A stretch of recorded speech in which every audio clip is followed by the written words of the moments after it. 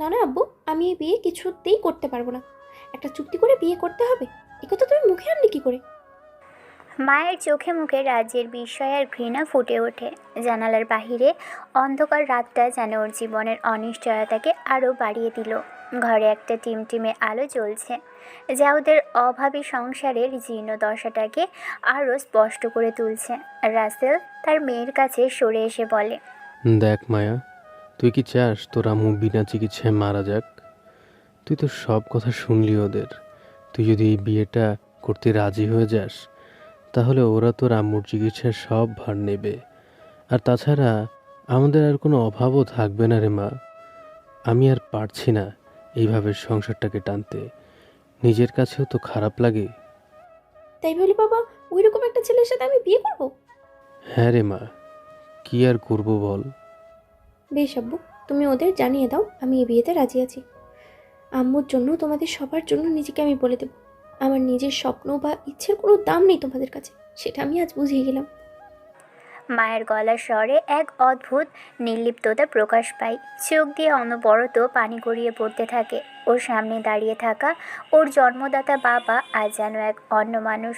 অসহায়ত্বের কাছে হার মেনে তিনি আজ নিজের মেয়েকে বিক্রি করার প্রস্তাব দিচ্ছেন তার নিজের মেয়ের কাছে। উনি দীর্ঘশ্বাস ফেলে বলল, এমন করে কেন বলছিস মায়া? তুই কত বড় একজন নামকরা মানুষের ঘরের বউ হবি, সেটা একবার ভেবে দেখেছিস? দামি দামি পোশাক আর গয়নায় ঝলমল করবি তুই। বিশাল বড় রাজপ্রাসাদের মতো বাড়িতে থাকবি, দামি গাড়ি চড়ে ঘুরে বেড়াবি। এখানে থাকলে তোর সারা জীবন কষ্ট হবে। আমি সাধারণ এক কর্মচারী, তোর আম্মুর চিকিৎসা করাতে সব টাকা চলে যাচ্ছে, তাই আধপেট হয়ে থাকতে হচ্ছে সবাইকে। তোর বড়লোক জায়গায় বিয়ে হবে, এটা তো তোর তোর জন্যই ভালো। ছেলেটা তোকে পছন্দ করেছে, এটাই তো তোর কপাল মা। কপাল নয় আব্বু, একে বলে কপাল পোড়া। তোমরা যেটাকে রাজপ্রাসাদ বলছো, আমার কাছে সেটা হবে সোনার খাঁচা। আর যেই ছেলে নেশা করে, রাত করে বাড়ি ফেরে, মেয়েদের সাথে ঘোরে, মানুষের গায়ে হাত তোলে, তাকে নিয়ে থাকা কতটা সুখের হবে সেটা আমি জানি। শুধু আম্মুর মুখের দিকে তাকিয়ে আমি এই বিষ পান করতে রাজি হলাম। শোন মা, মাহির ছেলেটা দেখতে অনেক সুন্দর। তোর মা রুমানা বেগম বলেছে ছেলেটা একটু বেয়াড়া হতে পারে, কিন্তু মনের দিক থেকে খারাপ নয়। তুই পাশে থাকলে ও ঠিকই বদলে যাবে। আর সাকিব সাহেব নিজে তোর দায়িত্ব নিয়েছেন। ওনার মতো বড় ব্যবসায়ী যখন কথা দিয়েছে, তখন তোর কোনো অভাব হবে না। তুই শুধু রাজি হ, বাকিটা আল্লাহ ভরসা। মায়া কোনো কথা বলতে পারে না। সে চুপ করে দাঁড়িয়ে নীরবে শব্দহীনভাবে কেঁদে চলেছে। মায়ের আসল নাম ইফতিয়া আহমেদ মায়া। ও আর ওর দুই ছোট বোন সারা আর নীরা, সাথে ছোট ভাই রাফি। এই নিয়ে রাসেল আহমেদ আর মিতা বেগমের 6 জনের সংসার। অভাব থাকলেও এই পরিবারে এতদিন অনেক শান্তি আর ভালোবাসা ছিল। মায়া এখন অনার মায়া এখন অনার্স 3rd ইয়ারে পড়ছে। 4টে টিউশনি করিয়ে সংসার চলছে, আর বাবার বেতনে চলে মিতা বেগমের চিকিৎসা। মায়া খুব মেধাবী। রাসেল সাহেব চেয়েছিল মেয়েকে অনেক বড় করবে, কিন্তু হঠাৎ মিতা বেগমের কঠিন অসুখ ওদের সাজানো সংসারটাকে তছনছ করে দিয়েছে। চিকিৎসার বিপুল খরচ জোগাতে গিয়ে রাসেল সাহেব এখন দিশেহারা। অন্যদিকে বিখ্যাত ব্যবসায়ী সাকিব চৌধুরীর ছেলে মাহির। মাহির খুব জেদি আর নেশাখোর একটা ছেলে। সারাদিন বন্ধুদের সাথে আড্ডা, মেয়ে আর নেশা নিয়ে থাকা ওর কাজ। ওর মা রুমানা বেগম ভাবে বিয়ে দিলে হয়তো ছেলে লাইনে আসবে, সংসারে মন দিবে, কিন্তু মাহিরের বদনামের জন্য কেউ তার কাছে মেয়ে বিয়ে দিতে চায় না। সাকিব সাহেব যখন রাসেল আহমেদকে এই প্রস্তাব দেন, তখন রাসেল সাহেব মায়ের জীবন দিয়ে নিজের স্ত্রীকে বাঁচাতে রাজি হন। আসলে বিষয়টা নিয়ে প্রথমে রাসেল রাজি হতে চায়নি, তবে সাকিবের কোম্পানিতে তিনিও কাজ করে। এত বড় একজন মানুষ তার হাত ধরে তার স্ত্রী চিকিৎসার কথা জানায়, তখন রাজি না হয়ে পারে না। হুট করে রাসেলকে ডাকে তার কেবিনে। স্যার আমাকে ডেকেছেন? হ্যাঁ রাসেল সাহেব, আসুন, আপনার সাথে জরুরি কথা আছে আমার। জি স্যার, বলুন। দেখুন রাসেল সাহেব, ঘরে মেয়ে থাকলে তাদের বিয়ে দিতে হয়, জানেনই তো। আপনার ঘরে 3টে মেয়ে আছে। বড় মেয়ের নাম মায়া, অনার্স পড়ছে, তাই না? সবটাই তো জানেন স্যার। হ্যাঁ, আপনার স্ত্রীর কিডনি ড্যামেজ, অপারেশন করার প্রয়োজন। ডাক্তার বলেছে কিডনি পেতে টাকা খরচ করতে হবে, 50 থেকে 80 লাখ টাকার দরকার। সবটা তো জানেন আপনি, দেখছি স্যার। আমি আর কি বলবো, কিন্তু কেন ডাকলেন? এসব কেন বলছেন আপনি? আসলে আমার ছেলে মাহির, একমাত্র ছেলে, সে আমার। এসব কিছুর মালিক সে। সে আপনার মেয়ে মায়াকে পছন্দ করে। সে নিজে বলেছে আমাকে, আমি চাই আমার ছেলের সাথে মায়াকে বিয়ে দিতে। সত্যি বলতে কি, দেয়ালে এখন আমার পিঠ থেকে গেছে। আপনি তো জানেন আমি মানুষটা কেমন, কখনো গরিব বড়লোক এসব দেখি না। আপনি রাজি হলে বা মায়া যদি আমার ছেলেকে বিয়ে করে, তাহলে আপনার স্ত্রীর চিকিৎসার খরচ সবটা আমি দেব। মাহির এটাই বলেছে যে মায়া রাজি হবে না, তবে চুক্তি করলে রাজি হবে। এখন দেখুন কি করবেন, জানাবেন আমাকে পরে। সাকিব সাহেবের কথা শুনে রাসেল প্রথমে স্তব্ধ হয়ে যায়, কিন্তু বিষয়টা এমনভাবে হাত ধরে সাকিব বলেছে, রাসেল না রাজি হয়ে পারেনি। আর মাহির মায়াকে চেনে, কিভাবে চেনে জানেন? ঘটনাটা শুরু হয়েছিল কিছুদিন আগে। মাহি সেদিন রাতে অনেক নেশা করে দ্রুত গতিতে গাড়ি চালাচ্ছিল। রাস্তার মোড়ে একটা পুরনো চশমার দোকান ছিল এক বৃদ্ধের। মাহি নিয়ন্ত্রণ হারিয়ে গাড়িটা সরাসরি সেই দোকানের উপর তুলে দেয়। দোকানটা দুমড়ে মুচড়ে যায় আর বৃদ্ধ লোকটি ছিটকে পড়ে যায় বাহিরে। ঠিক সেই সময় টিউশনি করিয়ে ফিরছিল মায়া। মাহির গাড়ি থেকে টলতে টলতে নেমে আসে। বৃদ্ধ লোকটা ব্যথায় কোকাচ্ছে, কিন্তু মাহির উল্টো তাকে গালি দিতে শুরু করে। এই পুরো হারামির বাচ্চা, চোখ নেই তোর? মরার জন্য কি আমার গাড়ির সামনে আসতে হলো? জানিস এই গাড়ির দাম কত? তোর মতো হাজারটা দোকান বিক্রি করলেও আমার এই গাড়ির দাম হবে না। ওঠ, যা ভাগ এখান থেকে। বাবা, আমি তো আমার দোকানের ভিতরেই ছিলাম, আপনি তো এসে মেরে দিলেন। আমার সব শেষ হয়ে গেল বাবা।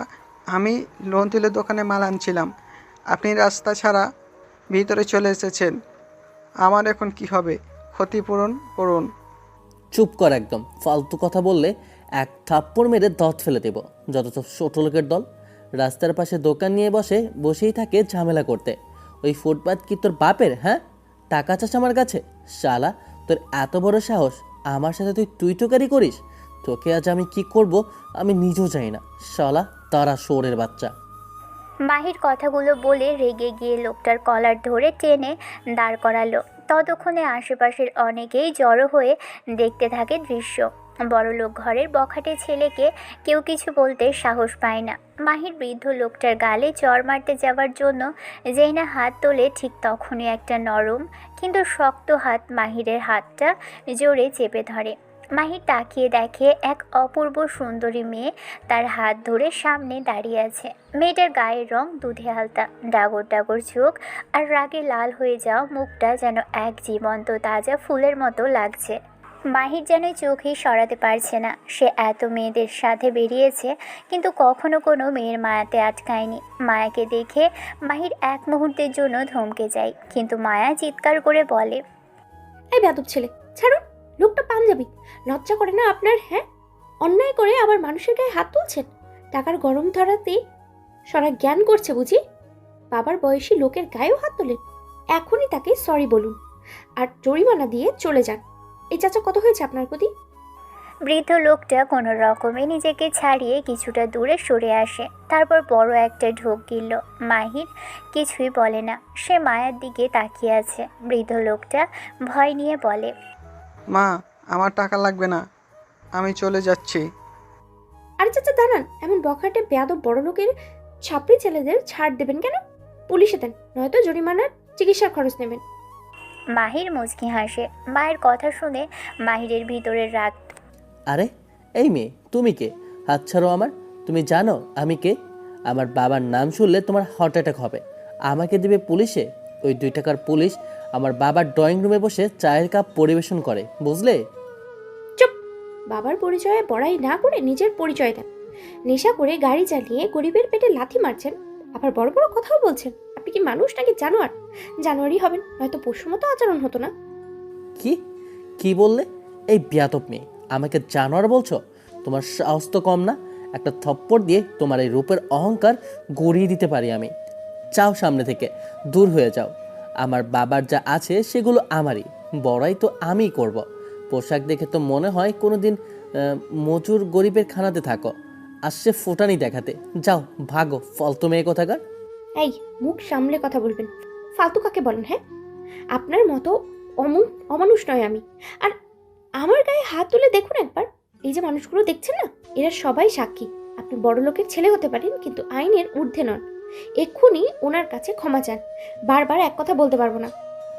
কি, আমি ক্ষমা চাইব এই বুড়োর কাছে? অসম্ভব।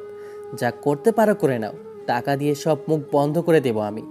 এই লোকগুলো তো এখানকার ব্যবসাদার, সবার দোকান বন্ধ করে দিতে পারি।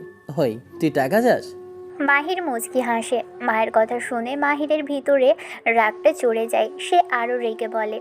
মাহি সেই বৃদ্ধ লোকটার দিকে তাকিয়ে কথাটা বলে। ভয় লোকটা সিটিয়ে যায়। মাহির মুচকি হাসে, তবে মায়া আর সহ্য করতে পারে না। ও নিজের হাতের সজোরে একটা চর বসিয়ে দেয় মাহিরের বাম গালে। হুট করে চর মারবে মায়া, মাহি সেটা কল্পনাও করতে পারেনি। সাধারণ মেয়ের হাতে চর খেয়ে মাহির তো স্তব্ধ হয়ে গেছে, সেই সাথে পুরো এলাকাও স্তব্ধ হয়ে যায়। মাহি নিজের গালে হাত দিয়ে অবিশ্বাস্য চোখে মায়ের দিকে তাকিয়ে থাকে। এই চটটা আপনার টাকার অহংকারের জন্য। আপনি ভাবেন টাকা দিয়ে সব কেনা যাবে? শুনুন, মানুষের সম্মান টাকা দিয়ে কেনা যায় না। এখন চুপচাপ 1 লাখ টাকা বের করুন এই দোকানের ক্ষতিপূরণ বাবদ, নাইলে আমি পুলিশ ডাকবো আর এই এলাকার মানুষকে সাথে নিয়ে আপনার বাড়ির সামনে যাব। তুই আমাকে চড় মারলি? আমাকে? তোমার নাম কি মেয়ে? কোথায় থাকো? তোমার ব্যবস্থা আমি করছি। কচু করবেন আমার ব্যবস্থা। ভয় পাই না আমি। আমার নাম মায়া। খুশি হয়েছেন? এবার ভালো ছেলের মতো জরিমানা দিন। 1 লাখ টাকা দেবেন, তবে এখান থেকে যেতে পারবেন। মাহির রাগে কাঁপতে থাকে, কিন্তু মায়ের চোখের আগুনের সামনে ও কেমন যেন দমে যায়। ও পকেট থেকে চেক বই বের করে 1 লাখ টাকার একটা চেক সই করে মায়ের দিকে ছুঁড়ে মারে, তারপর বলে। এই নাও টাকা। গরিবের জাতেরা খালি টাকাই চেনে। শোন, এই টাকা দিয়েই আমি একদিন তোকে আমার সামনে দাঁড় করাবো, দেখে নিস। আজ টাকা দিয়ে যাচ্ছি, কিন্তু মনে রাখিস মেয়ে, এই চরের বদলা আমি নেব। যেখানেই থাকিস তোকে আমি খুঁজে বের করবই। মাহির চৌধুরীকে চর মারার ফল খুব খারাপ হবে। মাহির কখনো ছাড় দেয় না। চুপ করুন, এটাও শুনে রাখ, আমি মায়া আহমেদ। কারোর হুমকিকে ভয় পাই না, অন্যায়ের প্রতিবাদ করতে জানি। যান এখন এখান থেকে, মুখ দেখাবেন না আর। সেদিনের পর থেকেই মাহিরের মাথায় মায়ের জেদি মুখটা গেঁথে যায়। তবে মায়ার এই রূপ দেখে, তার সাহস দেখে, তার কথা বলা দেখে মাহির তাকে নিয়ে ভাবতে বাধ্য হয়েছিল। আর যার কারণে মাহির প্রেমে পড়ে যায় মায়াতে এতটাই বিভোর হয়ে পড়ে যে সে নেশা করার কথা ভুলেই গিয়েছিল। ও ঠিক করে এই মেয়েকেই ও পটাবে। এরপর মাহির খুঁজে বের করে মায়াকে। মায়ের পিছু নেয় অনেকটা দিন ধরে। মায়া কখন ভার্সিটি যায়, কখন ফিরে, কখন টিউশনি যায়, সবটাই মাহির জানে। 2 মাস যাবৎ মায়ের পিছনে পড়ে থাকে মাহির। মায়ের বান্ধবী রিধি বলে, মায়া, আজ 2 মাস ধরে লক্ষ্য করছিস একটা জিনিস? কি জিনিস? একটা ছেলে বড়লোক, হ্যান্ডসাম, গাড়ি নিয়ে রোজ তোর পিছু নেয়। ছেলেটা কিন্তু দেখতে সেই। ওর নাম মাহির। দেখতে মানুষ হলেও বেয়াদবে 1 নম্বর। বড়লোক বাপের বখাটে ছেলে সে। ওর দিকে নজর দিস না। নেশা করে ঘুরে বেড়ায়, বাপের টাকায় ফুটানি দেখায়, লোকজনদের মারধর করে, নিজের দোষ করেও। ওর ফাঁদে পা দিলে মরবি। কিন্তু ও তোর পিছনে পড়ে আছে, কি করবি তুই? এসব দেখার সময় নেই আমার। মা অসুস্থ, বাবার চাকরি থেকে যা আসে তা দিয়ে মায়ের চিকিৎসা চলছে, আর আমি পড়াশোনা টিউশনি করেই ব্যস্ত। এমন চললে করতেই পারবো না দেখিস। আর বখাটে দেখার সময় আছে? বাদ দে তো, আজাই। মায়া মাহিরের দিকে তাকিয়ে কথাগুলো বলে। মাহির যদিও দূর থেকে শুনেছে সবটাই, মায়ের শোনানোর জন্যই কথাগুলো বলেছে। তারপর কদিন কেটে যায়। মাহির একদিন সবার সামনে সাহসের সাথে মায়াকে প্রপোজ করার সিদ্ধান্ত নেয়। সে এক বিশাল বড় আয়োজন করে মায়ের ভার্সিটির সামনে। মায়া বের হয় রিধির সাথে। এমন সময় মাহির পকেট থেকে হীরের একটা দামি আংটি বের করে মায়ের সামনে হাঁটু গেড়ে বসে পড়ে। ভার্সিটির সামনে এমন কাণ্ড দেখে সবাই জড়ো হয়ে গেল। সবার উৎসুক চোখের সামনে মাহি নিজের মনের কথা জানাতে শুরু করে। মায়া, আমি জানি তুমি আমায় অপছন্দ করো, কিন্তু আমি তোমাকে ভালোবেসে ফেলেছি মায়া। আজ আমি হাঁটু গেড়ে বসেছি শুধু তোমার সামনে নয়, আমার পুরো জীবনটা তোমার হাতে তুলে দেওয়ার জন্য। জানো, মানুষ বলে ভালোবাসা নাকি চোখে দেখা যায় না, কিন্তু আমি তোমার দিকে তাকালেই সেটা অনুভব করি, নিঃশ্বাসের মতো স্পষ্ট, হৃদস্পন্দনের মতো সত্য মনে হয়। আমি কখনো তোমার প্রেমে পড়েছি সেটা ঠিক জানি না, বলতে পারো তোমার চর বকা শাসন পেয়েই। কিন্তু এটা জানি, তোমাকে ছাড়া একটা দিনও কল্পনা করতে গেলে আমার ভেতরটা ফাঁকা হয়ে যাবে। তুমি আমার শান্তি, তুমি আমার অস্থিরতা, তুমি সেই মানুষ যার জন্য আমি নিজেকে বদলাতে রাজি, আবার যার সামনে আমি একদম নিজের মতো থাকতে পারি। মায়া, আমি পারফেক্ট না, আমার ভুল আছে, ভয় আছে, অগোছালো দিক আছে, বকাটেপনাও আছে, কিন্তু একটা জিনিস আমি নিঃস্বার্থভাবে দিতে পারি, সেটা হলো আমার ভালোবাসা। এমন ভালোবাসা যেখানে তুমি কখনো একা হবে না, কখনো অবহেলিত হবে না। আমি প্রতিশ্রুতি দিচ্ছি, তোমার হাসির কারণ হতে না পারলেও কখনো তোমার কান্নার কারণ হব না। এই আংটিটা শুধু একটা গহনা না, এটা আমার প্রতিজ্ঞা, আমার স্বপ্ন, আমার ভবিষ্যৎ। যেখানে তুমি আছো, শুধুই তুমি। আমি তোমার পাশে থাকতে চাই, তোমার প্রতিটা সুখ দুঃখে, প্রতিটা লড়াইয়ে, প্রতিটা জয়ে। তাই আজ সবার সামনে নিজের সমস্ত সাহস জোগাড় করে বলছি, মায়া, তুমি কি আমার হবে? তুমি কি আমার জীবনের প্রতিটা গল্পে আমার সঙ্গী হবে? তুমি কি আমার ভালোবাসাকে তোমার জীবনের সবচেয়ে নিরাপদ জায়গা বানাবে? এই আংটিটা তোমার জন্য। মায়া মাহিরের এই অবস্থা দেখে কিছুক্ষণ স্তব্ধ হয়ে থাকে। তারপর সে খিলখিল করে হেসে ওঠে। সেই হাসিতে মায়ের অবজ্ঞা আর ঘৃণা ফুটে ওঠে। মায়া বলে, মাহির সাহেব, আপনাদের মতো ছেলেরা ভালোবাসতে জানে নাকি? আপনাদের কাছে ভালোবাসা মানে হলো দামি গাড়ি আর হীরার আংটি দিয়ে ভুলিয়ে ডেট করা। আপনারা ভাবেন টাকা দিয়ে সব কিছু কেনা যায়, এমনকি একটা মেয়ের মনও। আপনার মতো একজন নেশাখোর আর বেয়াদব ছেলেকে আমি কেন বিয়ে করব? আপনি কি ভাবেন এই আংটি দিয়ে আমাকে কিনতে পারবেন? বড়লোক বাপের টাকা দিয়ে নিজের চরিত্র ঢাকা যায় না মাহির সাহেব। যান, দূরে গিয়ে মরেন। আপনাকে আমি দেখতে চাই না আমার সামনে। মাহির উঠে দাঁড়ালো। সবার দিকে তাকায় সে। সবাই কেমন করে যেন তাকিয়ে আছে। মাহিরের মুখটা অপমানে লাল হয়ে যায়। চারপাশের সবাই ফিসফাস শুরু করে। মাহির কোনো দিনও স্বপ্নেও ভাবেনি যে কোনো মেয়ে তাকে এভাবে সবার সামনে রিজেক্ট করবে। সে বলে, আমাকে না করে দিয়ে তুমি ভালো করলে না মায়া, এর ফল তোমাকে পেতে হবে। সবার সামনে এভাবে তুচ্ছ করে দেখলে আমাকে, তোকে আমি আমার ঘরের বউ করে ছাড়বো মায়া। যে ছেলে কোনো মেয়েকে পাত্তা দেয় না, সেই ছেলে তোকে আজ নিজ থেকে বিয়ে করতে চেয়েছে, আর তুই সবার সামনে আমাকে এইভাবে অপমান করলি। তোর এর চরম মূল্য দিতে হবে। হুমকি দেবেন না মাহির সাহেব। আপনার মতো ছেলেকে আমি গুনাতে রেখে চলি না। আপনি টাকার গরম দেখান আর আমি দেখাই মানুষের আত্মসম্মান। আপনার মতো বেয়াদব অহংকারী কোনো ছেলেকে বিয়ে করার চেয়ে মরে যাওয়া ভালো। যান এখান থেকে, আমি গরিব ঘরের মেয়ে। আমার পেছনে পড়ে থাকার সব সময়ে অপচয় করবেন না। মাহির রাগে চিৎকার করতে করতে ওখান থেকে চলে যায়। সে সোজা নিজের বাড়িতে গিয়ে তার বাবা আর মায়ের সামনে গিয়ে দাঁড়ালো। তার চোখ দিয়ে যেন আগুন ঝরছে। সে রেগে বলে, আম্মু আব্বু, তোমরা তো সবসময় আমার বিয়ে দিতে চাও, তাই না? তাহলে শোনো, আমি যে মেয়ের কথা বলবো তাকেই আমার চাই। তাকে ছাড়া আমি অন্য কাউকে বিয়ে করব না। আর যদি আমার কথা না শোনো, তবে আমি আরও বেহেয়া হয়ে যাব, নেশা করে নিজের জীবন শেষ করে দেব। ওরে বাবা, শান্ত হ। আগে বল মেয়েটা কে? তুই চাইলে আমরা অবশ্যই ব্যবস্থা করব। মেয়ের বাবার নাম কি আর পরিচয় কি? মেয়ের নাম মায়া, আর তার বাবার নাম রাসেল আহমেদ। সে বাজারের ওইদিকে কই যেন থাকে। ওর আরও দুটো বোনও আছে, এক ছোট ভাইও আছে। ওর বাবা ছোট একটা চাকরি করে, মা অসুস্থ হয়ে পড়ে আছে। রাসেল, পরিচয় শুনে মনে হচ্ছে সে তো আমাদের কোম্পানিতেই ছোটোখাটো একটা চাকরি করে, সাধারণ এক কর্মচারী। তুই তার মেয়েকে পছন্দ করলি কিভাবে? পছন্দ অপছন্দ জানি না আপু, আমার তাকেই চাই। তোমরা আজই রাসেল আহমেদের সাথে কথা বলো, বলবে তার স্ত্রীর চিকিৎসার সব দায়িত্ব আমার। প্রয়োজনে রাসেলকে অনেক টাকা দেব, কিন্তু চুক্তি করে হলো মায়াকে আমার চাই। মায়া যাতে এই বিয়েতে বাধ্য হয় সেই ব্যবস্থা করো। আচ্ছা, আমি রাসেলের সাথে কথা বলে দেখছি। তার স্ত্রীর অবস্থা যেহেতু খারাপ বললি, সে হয়তো এই প্রস্তাবে না করবে না।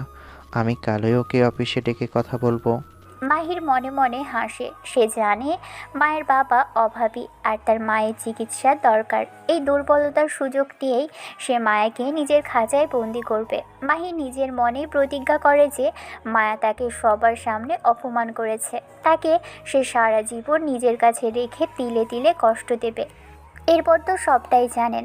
মায়া দারিদ্র্যের সুযোগ নিয়ে ও ওর বাবার মাধ্যমে বিয়ের প্রস্তাব পাঠায় সাকিবের কাছে। রাসেল আহমেদ যেহেতু সাকিব সাহেবের অফিসের কর্মচারী, তাই তিনি এই বড় সুযোগ হাতছাড়া করতে চান না। দেখো রাসেল, আমার ছেলেটা একটু অবাধ্য, কিন্তু তোমার মেয়ে মায়া অনেক ভালো। আমি সেদিনকার সব ঘটনা শুনেছি। ও আমার ছেলেকে চড় মেরেছে। এটা শুনে আমি রাগ করিনি, বরং খুশি হয়েছি। এমন মেয়ে আমার ছেলের দরকার। তোমরা বিয়েতে রাজি হলে আমি তোমার স্ত্রীর সব দায়িত্ব নেব। হ্যাঁ ভাই, মায়া আমাদের বাড়িতে আসলে আমাদের ছেলেটা হয়তো মানুষ হবে। আমরা কথা দিচ্ছি, মায়াকে আমরা নিজের মেয়ের মতো করে রাখবো। শুধু মায়ের সাথে ওর থাকতে হবে, এটাই আমাদের সত্য। এই শর্তের জালে আটকা পড়ে যায় মায়ের জীবন। মায়ের জীবন বাঁচাতে ও আজ রাজি হয়েছে এক নেশাখোর ছেলের সাথে ঘর করতে। ও জানে না ওর সামনে কি অপেক্ষা করছে। তবে মাহিরের চোখে সেই জিঘাংসা মনে পড়লে ওর বুক কেঁপে ওঠে। মায়া, তুই কাল গিয়ে ওদের সাথে দেখা করবি। ওরা চাচ্ছে বিয়ের আগে তোরা একবার কথা বলে নে। তুই কিন্তু খারাপ ব্যবহার করিস না মা। ওদের হাতে এখন আমাদের সবার ভাগ্য। ভাগ্য তো তোমরা আগেই আমারটা লিখে ফেলেছ আব্বু। আমি শুধু অভিনয় করে যাব। মা সুস্থ হয়ে উঠলেই আমার শান্তি। আমার সাথে যা হওয়ার হবে, দেখা যাবে। মায়া ওর ঘরে গিয়ে জায়নামাজ বিছিয়ে নেয়। আল্লাহর কাছে শুধু একটা প্রার্থনাই করে, যেন ওর এই ত্যাগের বিনিময়ে ওর মা সুস্থ হয়ে ফিরে আসে।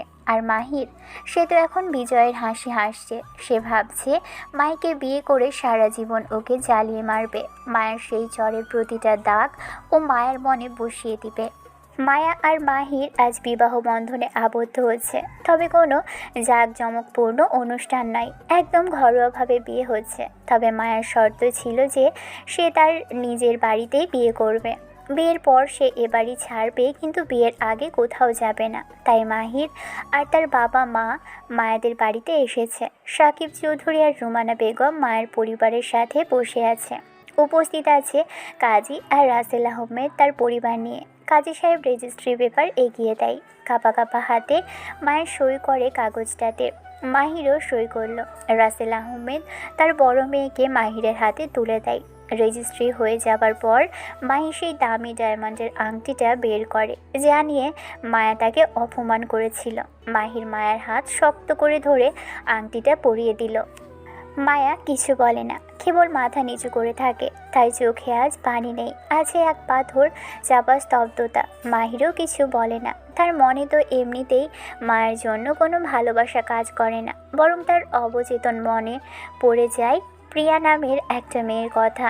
প্রিয়াকে মাহির প্রাণ দিয়ে ভালোবাসত। প্রিয়া ছিল মাহিরের পৃথিবী, কিন্তু প্রিয়া মাহিরকে ধোঁকা দিয়ে অন্য একজনের সাথে চলে যায়। সেই থেকেই মাহির বদলে গেছে।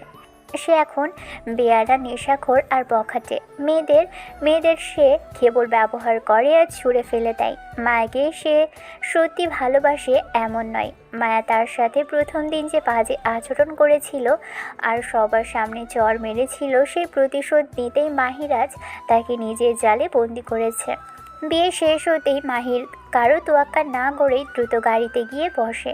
রাসেল আহমেদ মায়াকে ধরে কাঁদছে। মায়া ধীর পায়ে সবার কাছ থেকে বিদায় নিয়ে গাড়িতে ওঠে। মাহির আর মায়া গাড়িতে করে মাহিরদের বিশাল বাড়িতে গিয়ে পৌঁছলো। বাড়িতে পা রাখতেই রুমানা বেগম বলে, মাহির বাড়িতে কিন্তু নতুন বউ বরণ আর নাচ গানের অনুষ্ঠান আছে। তুই কোথাও যাবি না, এখন থাকিস কিন্তু। কে থাকবে? আমি? কখনো না। এই 2 টাকার মেয়ের জন্য আমি আমার দামি টাইম ওয়েস্ট করতে পারবো না। আমি আমার কাজে যাচ্ছি, তোমরা যা ইচ্ছা করো। মাহির, আজ তোর বিয়ের রাত, তুই এখন বাইরে যাবি মানে কি? লোকলজ্জার একটা তো ভয় আছে। তোমাদের লোকলজ্জা তোমরা সামলাও। এই বিয়ে তো তোমরা তোমাদের প্রয়োজনে দিয়েছ। সংসার এসব আমার দ্বারা হবে না। বিয়ে দিতে চাইছিলে, বউ তো আনছই।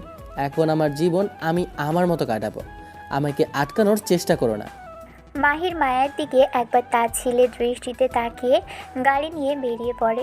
মাহিকে ভিতরে নিয়ে আসা হয়। সোজা মাহিরের রুমে নিয়ে আসলো কয়েকজন। মাহিরের মা রুমানা বেগম দামি একটা শাড়ি দিয়েছে মায়াকে, সেটা পরেই ওইখানে এসেছে।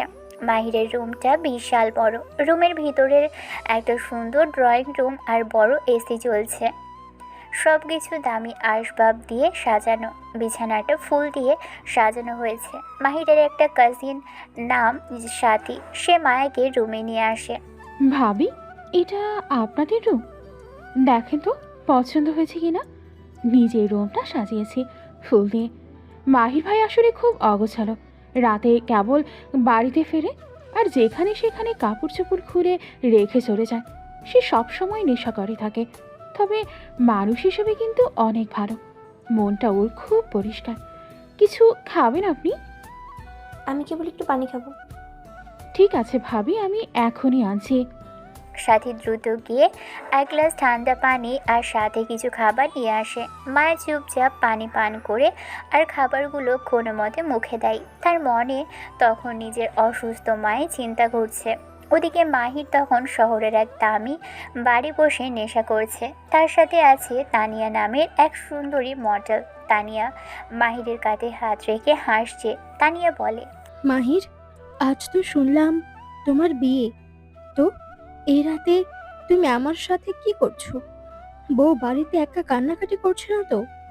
আরে রাখো তো ওই মধ্যবিত্তের নাটক। ও আমার বাড়িতে শুধু একটা পুতুল হয়ে থাকবে। আমার আসল জীবন তো তোমার মতো সুন্দরীদের সাথে। চলো আজ সারা রাত আনন্দ করি। তুমি যদি চাও তবে আমি তোমার সাথে যে কোনো জায়গায় যেতে রাজি আছি মাহির। শুধু বিনিময়ে আমাকে নতুন হীরের সেট দিতে হবে। টাকার চিন্তা করো না তানিয়া, আমি খুশি থাকলেও তুমিও খুশি থাকবে। চলো আজ রাতটা আমরা নিজেদের মতো করে কাটাই। মাহি নেশার ঘরে তানিয়ার সাথে একটা রুমের ভিতর ঢোকে। তারপর একসাথে বিছানায় ঘণ্টাখানেক খাট কাঁপানো, হাঁকি পাঁকি আর কানামাছি ভৌ ভৌ খেলে বের হয়। তারপর গান নাচ শুরু হলে সেখানে মাহির প্রচুর টাকা ওড়ায়। এভাবেই মাঝরাত হয়ে যায়। মাহির চলতে চলতে বাড়িতে ফেরে। তার চোখ লাল হয়ে আছে ড্রিঙ্কসে। শরীর থেকে মদের গন্ধ আসছে। ড্রয়িং রুমে সাকিব চৌধুরী আর রুমানা বেগম জেগে বসেছিল।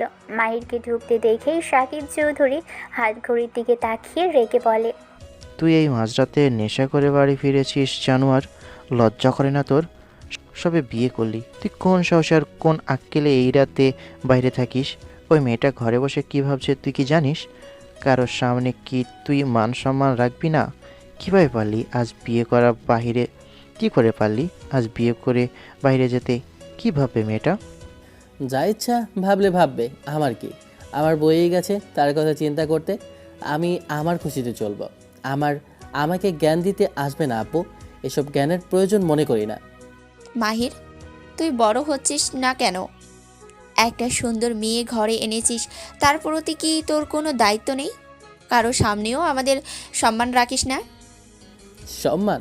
তোমাদের সম্মান তো ওই 2 টাকার মেয়ের কাছে বিক্রি হয়েছে। চুক্তিতেই সব সীমাবদ্ধ। এত আধিক্যতা দেখানোর কিছুই নেই। আমি ওই মায়াকে দেখিয়ে দিব এই বাড়িতে ওর জায়গা কোথায়। আমাকে আর বকবে না বলছি। বেয়াদবি করবি না মাহির, সব কিছুর একটা সীমাবদ্ধতা আছে। দিন দিন তুই সেটা পার করছিস। আর তোর কি কোনোদিন বিবেক বুদ্ধি হবে না? মাহির, আমাদেরও তো জীবন। কবে তোর বাবার বিজনেসে হাল ধরবি? থুর, তোমরা একটা বিরক্ত করলো। তোমাদের এত করে বলি যে আমার সাথে কথা বলো না, ভালো থাকবো আমি। তোমরা এত জঘন্য মন মানসিকতা নিয়ে চলো কেন? বিয়ে করাতে চাইছিলে, করেছি। এত কথা শুনতে ভালো লাগে না। তোমাদের মাঝে মাঝে মন চায় মা বাবা না বলে ডাকে। ভালো লাগে না আমার একদম। মাহির চিৎকার করে ওর মা বাবার সাথে কথা বলতে থাকে। তারপর মাহির রেগে নেশার ঘোরে মা বাবার সাথে খুব খারাপ আচরণ শুরু করে। সে চিৎকার করে বাড়ি মাথায় তোলে। শব্দ শুনে মায়া তার রুম থেকে বের হয়ে আসে। সে সিঁড়ির উপর দাঁড়িয়ে দেখে মাহির তার বাবা মায়ের সাথে চরম বেয়াদবি করছে। মায়ের রাগ আর ধৈর্য সব সীমা ছাড়িয়ে যায়। সে ধীর পায়ে নিচে নেমে আসে। ভুলে যায় সে তার আজ বিয়ে হয়েছে। মাহিরের গেঞ্জি ধরে চিৎকার করে বলে, এই, আপনার কি ভিতরে ন্যূনতম বিবেক বোধ কি নেই? কোনো ম্যানার শেখেননি আপনি? আপনার লজ্জা হওয়া উচিত মাহির সাহেব। যারা আপনাকে জন্ম দিয়েছে, যারা আপনাকে এত বড় করেছে, যারা আপনার সব বেয়াদবি, নেশা করা, খারাপ কাজ করা সব কিছু মেনে নিয়েছে, যা বলেন তাই শুনি, যারা তাদের সাথে আপনি এমন আচরণ করেছেন, কোন সাহসে আপনি? আপনি তো আসলে একটা বেয়াদব ছেলে। এই যে এসে গেছে নীতিকথা শোনানোর জন্য নতুন মানুষ। বাড়িতে দুজনের জন্য বাঁচি না, আরেকজনকে নতুন করে নিয়ে আসলাম। ওই তুই কে রে আমাকে শাসন করার? নিজের সীমার মধ্যে থাক। বেশি পাকনামি করলে খবর আছে বলে দিলাম। আপনাকে বড় করেছে ঠিকই, আপনি ভদ্রতা শেখেন। আমি আপনার স্ত্রী হতে পারি বা না হতে পারি, আমি একজন মানুষ। আর একজন মানুষ হিসেবে আমি এটা সহ্য করব না যে আপনি আপনার বাবা মায়ের সাথে এভাবে চিল্লাহাল্লা করবেন। আপনি এখন যে অবস্থায় আছেন তাতে আপনার নিজেরই লজ্জা পাওয়া উচিত। আপনি এখনই ওনাদের কাছে ক্ষমা চাইবেন। ক্ষমা? আমি মাহির চৌধুরী কারো কাছে ক্ষমা চাই না। তুই বেশি কথা বলবি না, নইলে তোকে এই বাড়ি থেকে এখনই বের করে দেব। চুপ থাকবি সব সময়, আমার বিষয়ে কোনো কথা বলবি না। বের করে দেওয়ার ভয় আমাকে দেখাবেন না। আমি তো এমনিতেই বিয়ে করতে চাইনি। আপনি আমাকে আপনার টাকার গরম দেখান, কিন্তু আপনার ভেতরে আসলে আসলে কোনো মানুষত্বই নেই। মা বাবার সম্মান করতে যে জানে না সে আসলে পুরুষের চেয়ে অধম। আপনি নেশার ঘরে হিতাহিত জ্ঞান হারিয়েছেন। যান, ওনাদের পা ধরে মাফ চান। মাহির মায়ার জেদি চোখের দিকে তাকিয়ে থমকে যায়। মায়ের সাহসিকতা আর দৃঢ়তা মাহিরের নেশা যেন এক নিমেষেই কমিয়ে দিল।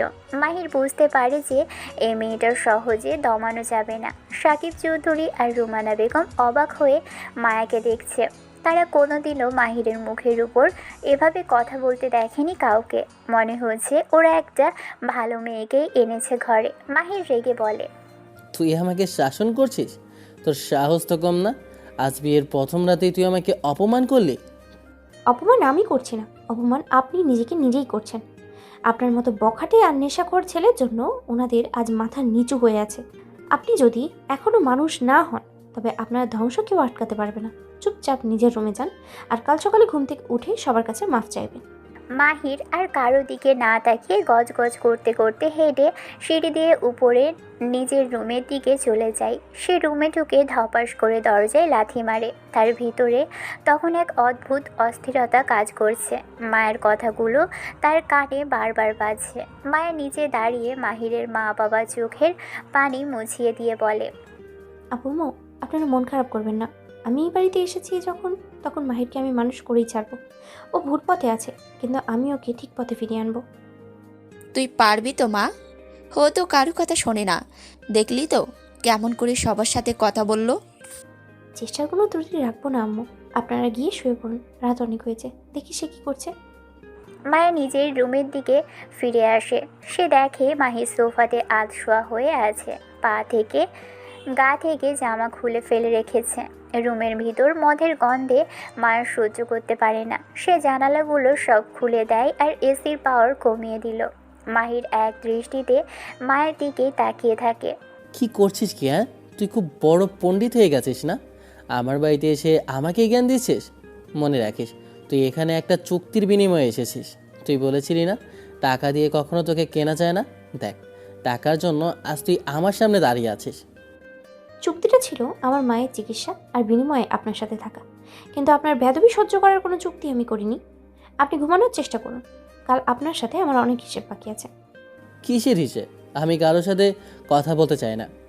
মায়া কিছুই বলে না। সে চুপ করে দাঁড়ালো। মাহির মদের বোতল হাতে নিয়ে মুখে একটু একটু করে ঢালছে। মায়া দাঁড়িয়ে মাহিরের এই অবস্থা দেখে এক দীর্ঘশ্বাস ফেলে। মাহির মায়াকে দেখে এক বিদ্রূপের ন্যায় হেসে বলে, কি ব্যাপার মায়া, চুপ হয়ে গেলে কেন? মুখটা খোলেন। এখন তো এখানেও নীতি কথা শোনানোর জন্য চলে এলেন, তাই না? তুমি কি ভাবছো ওই নিচের 2-4টা বড় বড় কথা বলে আমাকে বদলে ফেলবে? শোনো মায়া, এই মাহির চৌধুরী কারো কথায় চলে না। আমি আমার মতো চলতে পছন্দ করি। আমি আপনাকে বদলাতে আসিনি মাহি সাহেব। আমি শুধু আপনাকে যেটা খারাপ সেটার সামনে থেকে খারাপ দেখাতে এসেছি। আপনি যে নিজেকে খুব শক্তিশালী আর স্বাধীন ভাবেন, আসলে আপনি আপনার ওই কুৎসিত নেশার গোলাম। একজন পুরুষ মানুষের আসল পরিচয় তার চরিত্রে আর তার ব্যবহার, কিন্তু আপনার মধ্যে তার কোনোটাই অবশিষ্ট নেই। বাহ, খুব সুন্দর তো। তোমার এই কথাগুলো শুনতে মন্দ লাগছে না। তবে একটা কথা মনে রেখো, এই বাড়িতে তুমি আমার দয়াতে আছো। চুক্তির হিসেবে তুমি আমার খেনে একজন মানুষ ছাড়ার কিছুই না। তোমার মতো কত সুন্দরী মেয়ে আমার পায়ের কাছে পড়ে থাকে, তার খবর রাখো। আপনার পায়ের কাছে যারা পড়ে থাকে তারা আপনার টাকাকে ভালোবাসে, আপনাকে নয়। আর আমি এখানে আপনার দয়ায় আসিনি, এসেছি আমার বাবার কথায় আর মায়ের চিকিৎসার জন্য। আপনি নিজেকে খুব বড় মনে করেন, কিন্তু আমি আপনাকে কেবল একজন বখাটে ছাড়া আর কিছুই দেখি না। আপনার টাকা থাকতে পারে, কিন্তু আপনার শিক্ষা নেই। শিক্ষা দিয়ে আমি কি করব? আমার যা আছে তা দিয়ে আমি পুরো শহর কিনে নিতে পারি। তুমি বড় বেশি কথা বলছো মায়া। এই যে তুমি আমাকে শাসন করার চেষ্টা করছো, এইটা আমার একদম পছন্দ হচ্ছে না। তুমি কি জানো আমি চাইলে এখন তোমার সাথে কী করতে পারি? আপনি কিছুই করতে পারবেন না মাহি সাহেব, কারণ আপনি এখন নিজের শরীরই সামলাতে পারছেন না। আপনি কেবল মুখে বড় বড় বলিয়ে আওড়াতে পারেন, কিন্তু আসলে আপনি একজন কাপুরুষ। যে মানুষ নিজের মা বাবার চোখের সামনে পানি মোছাতে পারে না, সে আর যাই হোক পুরুষ মানুষ তো হতেই পারে না। মাহিরের ধৈর্যের বাঁধ এবার ভেঙে যায়। মায়ের প্রতিটি কথা তার বুকে তীরের মতো বিঁধছে। সে হাতের মদের বোতলটা জোরে ফ্লোরে ছুঁড়ে মারে। কাঁচের টুকরো চারিদিকে ছড়িয়ে পড়ে। জোরে শব্দ হয়। মায়া মুচকি হাসে। মাহির রেগে বলে, চুপ করো, একদম চুপ করো।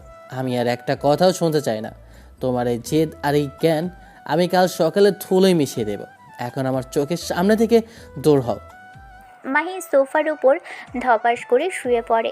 নেশার ঘোরে তার চোখ বুজে আসে হুট করেই। কিছুক্ষণ পর তার ভারী নিঃশ্বাসের শব্দ পাওয়া যায়। সে গভীর ঘুমে তলিয়ে যায়। মায়া কিছুক্ষণ স্তব্ধ হয়ে দাঁড়িয়ে থাকে।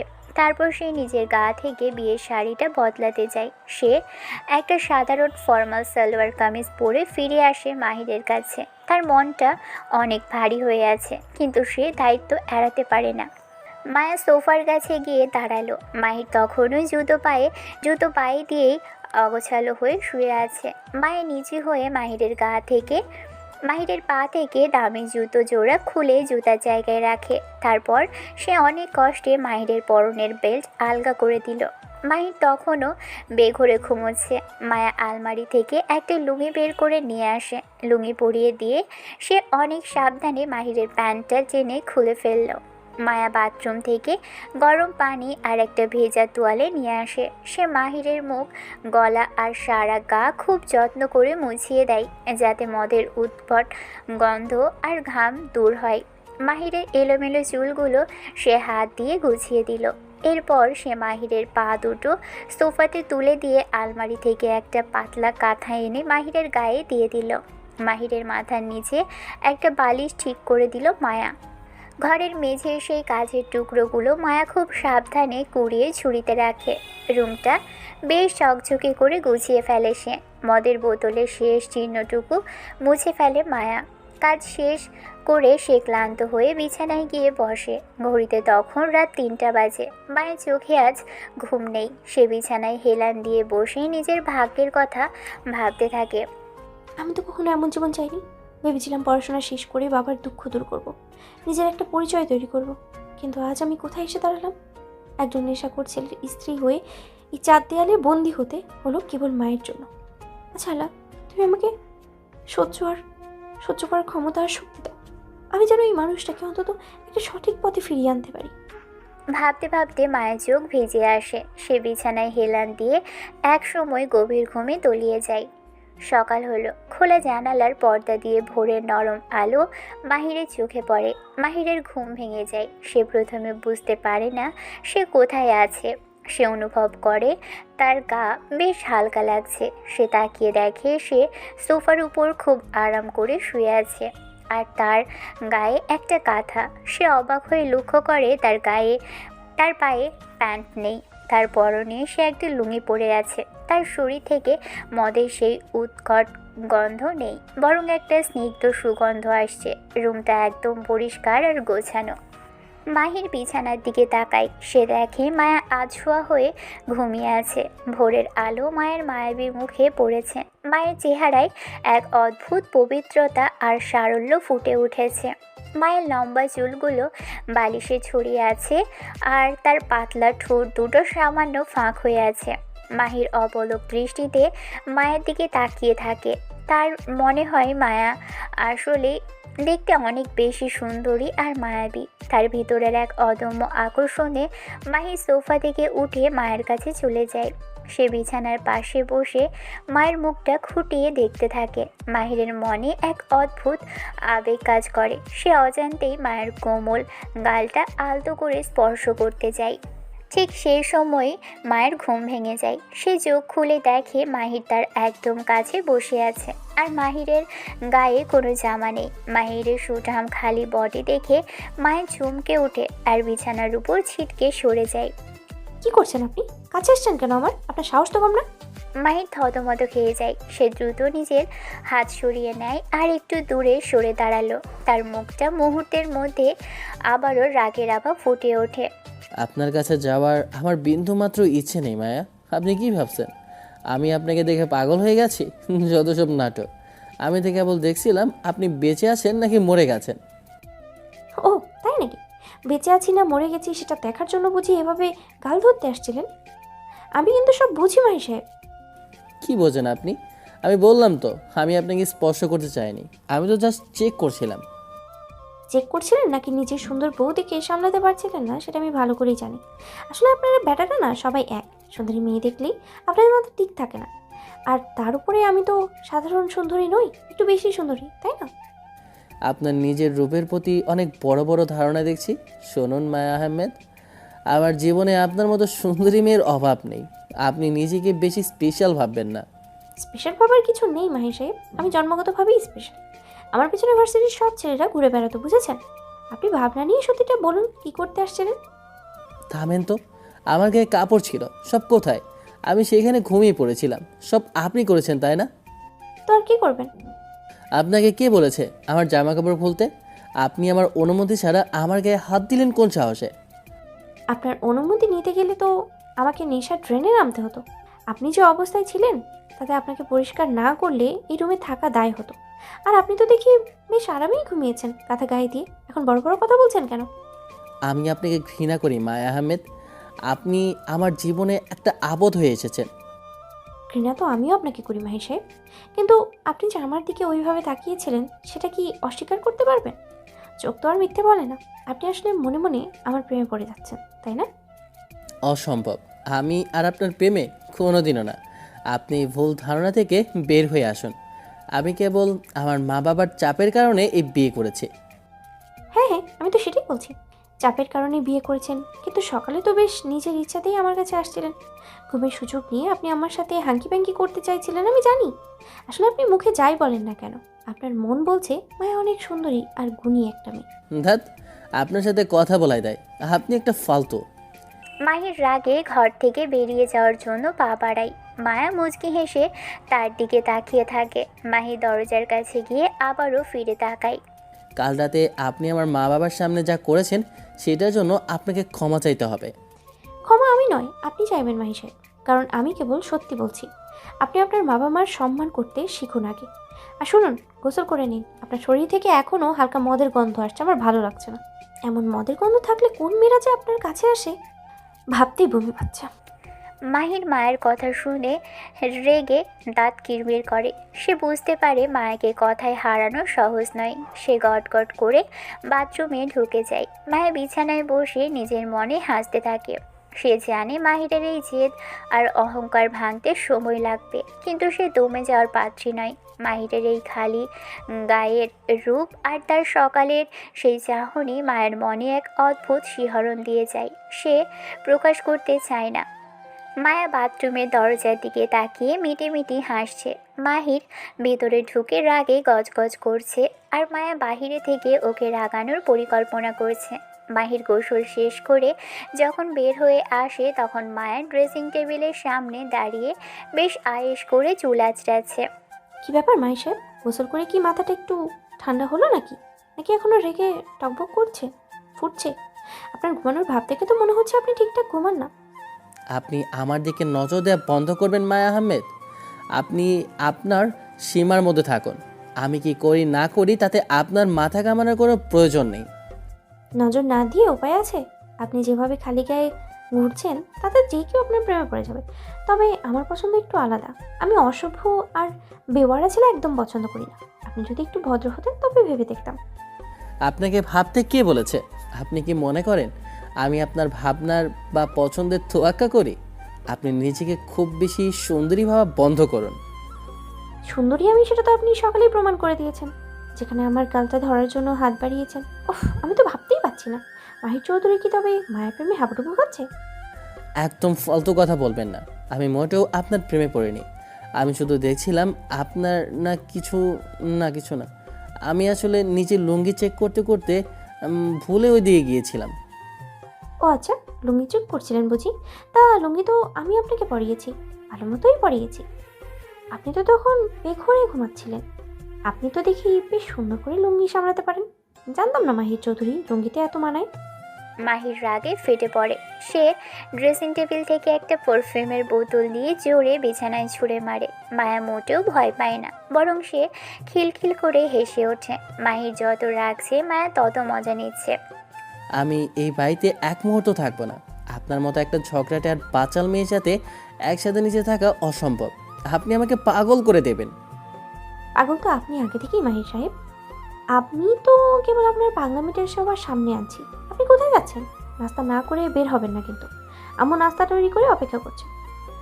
মাহির কোনো কথা না শুনে গটগট করে রুম থেকে বেরিয়ে যায়। তার মা রুমানা বেগম ড্রয়িং রুম থেকে ওকে ডাকলেও সে কোনো উত্তর দেয় না। মাহির রাগে ফুঁসতে ফুঁসতে বাড়ি থেকে বের হয়ে বন্ধুদের আড্ডায় চলে যায়। বন্ধুদের সাথে বসে সে একের পর এক সিগারেট টানে আর মায়ের উপর বিরক্ত প্রকাশ করে। মায়া ওর মায়ের ফোন দিয়ে কল করে মাহিরকে। ফোনটা হাতে থাকাতে আর মায়ের নাম্বার দেখে জলদি রিসিভ করে মাহির। হ্যাঁ আম্মু। আমি মায়া। না খেয়ে গেছো কেন? বাড়ি আসবা কখন? ও আপনি? আমার ইচ্ছা করেছে তাই। ফিরবো কখন যায় না। ফোন রাখুন, বাই। এই শুনুন, আসার সময় আমার জন্য বিরাট বড় বক্সে ভ্যানিলা আইসক্রিম, চিপস আর ফুচকা আনবেন। আর শুনেন, আমি কিন্তু না খেয়ে আছি। বাইরে থেকে কিছু খাবার না, বাসায় আসলে একসাথে খাবো। মাহির আর কিছু বলে না, ফোনটা কেটে দেয়। তারপর মায়া রুমানা বেগমের কাছে গিয়ে বসে আর ওনার সাথে গল্প করতে থাকে। গল্পের ছলে মায়া জানতে চায় মাহিরের এমন বখাটে হওয়ার আসল কারণ কী। রুমানা বেগম দীর্ঘশ্বাস ফেলে প্রিয়ার কথা মায়াকে সব খুলে বলে। মায়া জানতে পারে প্রিয়া নামের একটা মেয়েকে মাহি নিজের থেকেও বেশি ভালোবাসত, কিন্তু সেই মেয়েটি মাহিরকে ধোঁকা দিয়ে চলে গেছে। রুমানা বেগম মাহিরের ছোটবেলার একটা ডায়েরি মায়ের হাতে দিল, যা মাহির এখন আর স্পর্শ করে না। মায়ের ডায়েরিটা নিয়ে রুমে আসে আর প্রায় 2 ঘন্টা ধরে খুঁটিয়ে খুঁটিয়ে সব পড়ে। সেখানে প্রিয়া আর মাহিরের অজস্র স্মৃতির কথা লেখা আছে। প্রিয়া মাহিরকে কিভাবে ডাকতো, কী কী খেতে পছন্দ করতো, সবটাই মায়া এখন ভাবতে থাকে। দুপুর গড়িয়ে বিকেল হয়। মাহির তখনও বন্ধুদের সাথে আড্ডা দিচ্ছে। মায়ের নিচে গিয়ে রুমানা বেগমের ফোনটা আবারও চেয়ে নেয়। সে মাহিরকে ফোন করতে শুরু করে। মাহির প্রথমে রিসিভ করে না, কিন্তু লাগাতার কল আসাতে সে বিরক্ত হয়ে ফোন রিসিভ করে। সে ভাবে এবার হয়তো তার মা ফোন করেছে। হ্যালো আম্মু, কেন বারবার ফোন করছো? আমি এখন ফিরবো না, তোমরা খেয়ে নাও। আমি আম্মু নই মাহি সাহেব, আমি আপনার মায়া। তা কখন আসছেন আপনি? বাড়ি কি ভুলে গেছেন নাকি? বইয়ের কথা কি মনে পড়ে না? আপনি ফোন করেছেন কেন আবার? আপনাকে বলেছি না আমি যখন ইচ্ছে আসবো। আপনার কি তাতে? আপনি ঘুমান কে, আমাকে বিরক্ত করবেন না। আপনার কি মনে হয় আমি আপনাকে ছাড়া ঘুমাতে পারবো? আসার সময় কিন্তু আমার জন্য আইসক্রিম, চিপস আর ফুচকা আনতে ভুলবেন না। না খেয়ে থাকতে থাকতে আমার পেট শুকিয়ে গেছে। কোনো কাজ হবে না, শুধু শুধু বাইরে থাকেন কেন? ক্ষুধা লাগে না নাকি? আমি আপনার জন্য অপেক্ষা করছি, কিন্তু খবরদার বাইরে কিছু খেলে কিন্তু ভালো হবে না। মায়া আর কোনো কথা না শুনে খট করে ফোনটা কেটে দেয়। মাহির ফোনের দিকে তাকিয়ে হাঁ হয়ে থাকে। এই মেয়েকে কোন পর্যায়ের পাগল সে ভেবে পায় না। সে বন্ধুদের সাথে আড্ডা দিলেও মায়ের না খেয়ে থাকার কথাটা তার মাথায় ঘুরতে থাকে।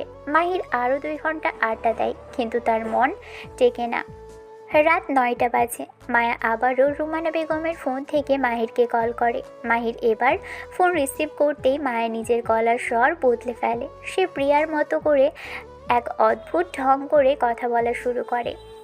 এই মাহির, মিস্টার বর, কখন আসবা গো? তোমাকে দেখতে বড্ড ইচ্ছে করছে আমার, অনেক দেরি হয়ে যাচ্ছে তো। কথাটা শোনা মাত্রই মাহির বর্ষা থেকে উঠে দাঁড়ায়। তার বুকটা ধক করে ওঠে আর মাথাটা চিনচিন করতে থাকে। মাহিরের হাত পা কাঁপতে শুরু করে। প্রিয়া ঠিক এভাবেই মাহিরকে মিস্টার বর বলে ডাকতো। ওর বাড়ির সামনে এভাবে বলে ডাকতো। মাহির যেত সেখানে। মায়ের কণ্ঠস্বর আর ডাকা ধরন হুবহু প্রিয়ার মতো লাগছে মাহিরের কাছে। হ্যালো হ্যালো মাহির, শুনতে পাচ্ছ? চুপ করে আছো কেন গো? শীঘ্রই চলে আসো কিন্তু, তোমার জন্য আমি খাবার সাজিয়ে বসে আছি। মাহির কোনো কথা বলতে পারছে না, তার গলা শুকিয়ে কাঠ হয়ে গেছে। প্রিয়ার সেই স্মৃতিগুলো তার চোখের সামনে ভেসে ওঠে। মাহির ফোনের ওপারে মায়ের হাসির শব্দ শুনতে পায়। মায়া বুঝতে পেরেছে মাহিরের কী অবস্থা হচ্ছে, কারণ সে ডায়েরি পড়ে সব জেনে বুঝেই এই কাজটা করেছে। মাহির ফোনটা কেটে দেয়। আড্ডার মাঝেও চুপটি করে বসে রইল সে। মাহি সারাদিন বাইরে থাকে, আজ তার মন মেজাজ একদমই ভালো নেই। মায়ের সেই মিস্টার বর ডাকটা এখনও তার খারাপ মাথার ভিতর হাতুড়ির মতো পিটছে। সে বাইক নিয়ে টোটো করে সব জায়গা ঘুরে বেড়ায়, কিন্তু কোথাও শান্তি পায় না। রাতের দিকে মাহির বাড়ির দিকে রওনা দেয়, বাইক চালাতে থাকে। বেশ কিছু দূর আসার পর ঠিক তখনই মাহিরের বাইকটা থেমে যায়। মাহির বারবার স্টার্ট দেওয়ার চেষ্টা করে, কিন্তু বাইকটা একদম স্টার্ট নেয় না।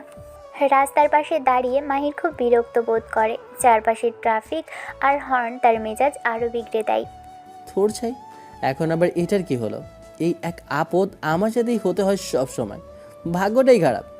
মাহির রাগে বাইকের চাকায় জোরে এক লাথি মারে। সে আশেপাশে তাকিয়ে দেখে জায়গাটা বেশ লোকেপূর্ণ, কারণ রাস্তার এক পাশে একটা আইসক্রিমের গাড়ি দাঁড়িয়ে আছে, আর তার একটু দূরেই একটা ফুচকার দোকান, সাথে চিপসের প্যাকেটও আছে। মাহিরের হঠাৎ মনে পড়ে যায় দুপুরের ফোনে মায়ের সেই আবদার আর বায়নার কথা। মায়া বলেছিল আইসক্রিম, চিপস আর ফুচকা নিয়ে যেতে। মাহির প্রথমে ভাবছে সে কিছুই নিয়ে যাবে না, বা সে কেন মায়ের কথা শুনে এসব নেবে, কিন্তু কি মনে করে সে আইসক্রিমের গাড়ির দিকে এগিয়ে যায়। তার মাথায় কাজ করছে যে মায়া না খেয়ে আছে। এই যে মামা, সবচেয়ে বড় যে বক্সটা আছে ওই ভ্যানিলা আইসক্রিমটা দিন তো, একদম ঠান্ডাটা দেবেন যেন গলে না যায়। আইসক্রিম নেওয়া শেষ করে মাহির ফুচকার দোকানের সামনে গিয়ে দাঁড়ালো। সে 2 প্লেট ফুচকা আর 5টা লেস চিপস প্যাক করিয়ে নিল। বাইকটা এক পরিচিত গ্যারেজে রাখার ব্যবস্থা করে সে রিক্সা ডেকে উঠে পড়ে। রিক্সাটা যখন বাড়ির দিকে যাচ্ছে, মাহির তখন আকাশের দিকে তাকিয়ে ভাবছে সে আসলে কেন এসব কিনছে। মায়ের উপর তার প্রচণ্ড রাগ থাকার কথা, কিন্তু অবচেতন মনে মায়ের জন্য এক অদ্ভুত টান সে অনুভব করে। মায়ের কণ্ঠের সে মায়া ভরা ডাক তাকে বারবার বিচলিত করে তুলছে। ওদিকে বাড়ির ভিতর মায়া নিজেকে এক অন্য রূপে সাজিয়ে তুলেছে। মাহিরের ডায়েরি পড়ে সে জেনেছে বেগুনের রং প্রিয়ার খুব প্রিয় ছিল। প্রিয়া যেভাবে হালকা কাজল আর গাঢ় বেগুনের রঙের শাড়ি পরে চুলগুলো ছেড়ে দিয়ে রাখত, মায়াও ঠিক সেভাবেই সেজেছে। কপালে একটা ছোট্ট কালো টিপ পরে সে আয়নার সামনে দাঁড়িয়ে নিজেকে দেখে। মাহিরের পছন্দের প্রিয়াকে সে আজ নিজের মধ্যে ফুটিয়ে তুলেছে, যাতে মাহিরকে ওই অতীত থেকে বের করে আনা যায়। বাড়ির কলিং বেল বাজতেই মায়া বুঝতে পারে মাহির ফিরেছে। সে দ্রুত পায়ে গিয়ে দরজা খুলে দেয়। মাহির দরজার সামনে দাঁড়িয়ে অবাক হয়। মাহিরের চোখ ছানা পড়া হয়ে গেছে। তার মনে হয় সময়ের চাকা উল্টো ঘুরে সে কয়েক বছর পিছনে চলে গেছে। তার সামনে ঠিক প্রিয়ার মতোই একজন দাঁড়িয়ে আছে। এই একই রঙের শাড়ি, ওই একই সাজ আর ওই একই মায়াবী চোখে চাহনি। মাহির হাঁ করে মায়ের দিকে তাকিয়ে থাকে। তার হাত থেকে প্যাকেটগুলো পড়ে যাওয়ার উপক্রম হয়। মায়া মাহিরের অবস্থা দেখে মনে মনে হাসে, আর প্রিয়ার মতো করে ন্যাকামি মেশানো সুরে কথা বলা শুরু করে। এই যে মিস্টার, আপনার আসতে এত দেরি কেন হলো? আমি কখন থেকে আপনার জন্য পথ চেয়ে বসে আছি তো আছি, আর আপনি জানেন আমি কিন্তু খুব রাগ করেছি আপনার উপরে। খবরদার আমার সামনে আসবেন না, কথা নেই আপনার সাথে, একদম কথা বলবেন না বলে দিলাম। মাহির মায়ের কথা শুনে এক মুহূর্তের জন্য যেন বাস্তবে ফিরে আসে। তার বিস্ময় এবার প্রচণ্ড রাগে পরিণত হয়। মায়া তাকে নিয়ে এভাবে খেলা করছে, সেটা সে মেনে নিতে পারছে না। সে মায়ার দিকে এক মুহূর্ত না তাকিয়ে প্যাকেটগুলো মায়ের হাতে একরকম গুজে দিয়ে গটগট করে নিজের ঘরের দিকে চলে যায়।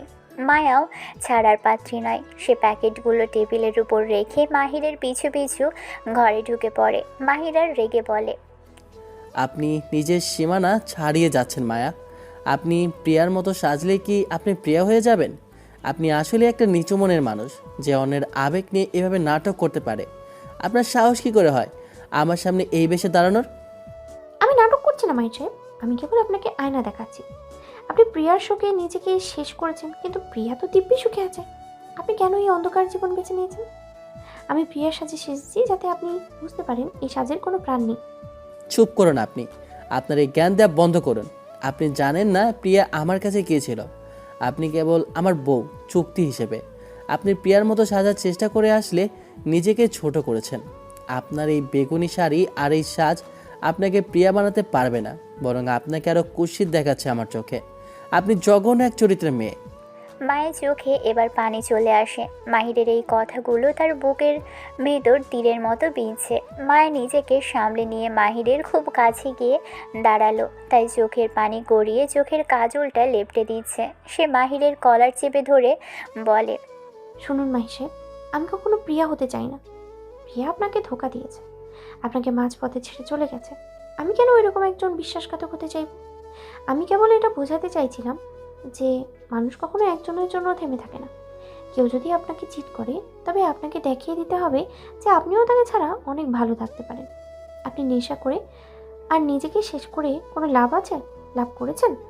প্রিয়া কি আপনার এই অবস্থা থেকে ফিরে আসবে? কোনোদিনই না। আমি চেয়েছি আপনি যেন বর্তমানে ভালোবাসতে শেখেন। আমাকে ঘৃণা করুন, তাতে আমার দুঃখ নেই, কিন্তু নিজের জীবনটা এভাবে নষ্ট করবেন না। আমি আপনার স্ত্রী হিসেবে বলছি, আপনার এই জীবনটা কেবল আপনার নয়, এটা আপনার মা বাবারও। আপনি কি নিজেকে ছাড়া আর কাউকে ভালোবাসতে জানেন না? মাহির মায়ের কথাগুলো চুপ করে শুনছে। মাহির কথা বলতে পারে না। সে কিছু বলতে চায়, কিন্তু তার গলা দিয়ে কোনো শব্দ বের হয় না। মাহিরের মাথার ভিতর প্রিয়ার সেই হাসি মুখ আর মায়ের এই কান্নারত মুখ বারবার মিলেমিশে একাকার হয়ে যাচ্ছে। মায়া ঘর থেকে বেরিয়ে যাওয়ার পর মাহির ধীর পায়ে বাথরুমে ঢুকে পড়ে। সে দরজা বন্ধ করে দেয়। মাহির বাথরুমের দরজা বন্ধ করে শাওয়ারটা পুরো দমে ছেড়ে দিয়ে তার নিচে বসে পড়ে। মাহির ঝাপটার সাথে মাহিরের চোখের পানি এক হয়ে মিশে যাচ্ছে। সে কাঁদতে থাকে। প্রিয়ার সাথে কাটানো প্রতিটা মুহূর্ত তার মনে পড়ছে। প্রিয়া কিভাবে তাকে কথা দিয়েছিল কখনোই ছেড়ে যাবে না, কিন্তু শেষ পর্যন্ত সে অন্য কারোর হাত ধরে চলে গেল। তার মনে হচ্ছে তার বুকটা ফেটে যাচ্ছে। পানি ঠান্ডায় তার শরীর কাঁপছে, কিন্তু সে শাওয়ার বন্ধ করে না। সে 3 ঘন্টা ধরে পানির নিচে বসে থাকে। তার শরীরের কাঁপুনি ধরে, কিন্তু তার থামার কোনো লক্ষণ নেই। প্রায় 3 ঘন্টার বেশি সময় পর মাহির বাথরুম থেকে বের হয়ে আসে। তার চোখ মুখ লাল হয়ে ফুলে গেছে আর তার শরীর কাঁপছে। মায়া সোফাতে বসেছিল। মাহিরকে বের হতে দেখে সে চমকে ওঠে। মাহির টলে পড়ে যায়। মায়া দ্রুত মাহিরের কাছে গিয়ে তাকে ধরে। মাহিরের গা একদম অনেক গরম। ও খোদা, আপনার তো প্রচণ্ড জ্বর। আপনি এতক্ষণ বাথরুমে কি করছিলেন? আপনি কি পাগল হয়ে গেছেন মাহি সাহেব? মাহির কোনো কথা বলতে পারে না। তার দাঁতে দাঁত লেগে যাচ্ছে কাঁপুনির চোটে। সে বিছানার দিকে যেতে চায়, কিন্তু মায়া তাকে শক্ত করে ধরে ফেলে। মায়া মাহিরের ভেজা টি শার্টটা খোলার চেষ্টা করে, কিন্তু মাহির বাধা দেওয়ার শক্তিটুকুও পায় না। সে আজ একদম নিস্তেজ হয়ে গেছে। মায়া তোয়ালে দিয়ে মাহিরের মাথা আর শরীর মুছে দেয়। সে আলমারি থেকে মাহিরের একটা শুকনো গেঞ্জি বের করে অনেক কষ্টে তাকে পরিয়ে দিল। মাহিরের শরীর থরথর করে কাঁপছে। মায়া মাহিরকে বিছানায় শুইয়ে দিয়ে তার গায়ের উপর 3টে ভারী কম্বল চাপা দেয়।